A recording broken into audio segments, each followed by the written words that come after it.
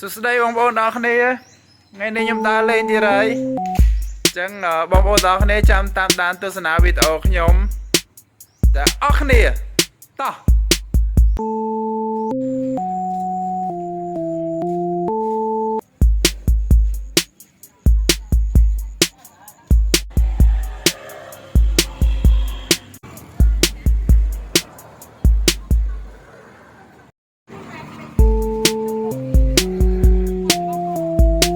ถ้าเจอแต่พอเสียเต็งเตะ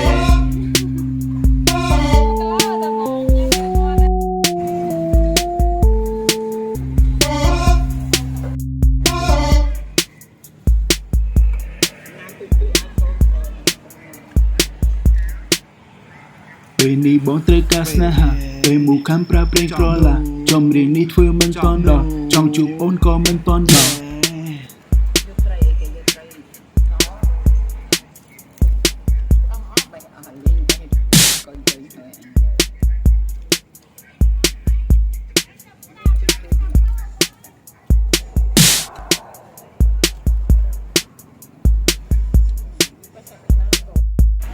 បងប្អូនដល់គ្នាឥឡូវយកឈប់ធ្វើដំណើរទៅមុខមកផ្លែសិនហូបបាយហូបអីហើយចាំបន្តដំណើរទៅមុខទៀតបងប្អូនចាំទស្សនាបន្តទៀតបងប្អូនដល់គ្នាឥឡូវយើងមកដល់ទីរៀបហើយឥឡូវកំពុងតែចូលទៅពេលនេះបងត្រូវការស្នេហាពេលមូខំប្រើប្រេងក្រឡាចំរៀងនេះធ្វើមិនតន់ដល់ចង់ជួបអូនក៏មិនតន់ដល់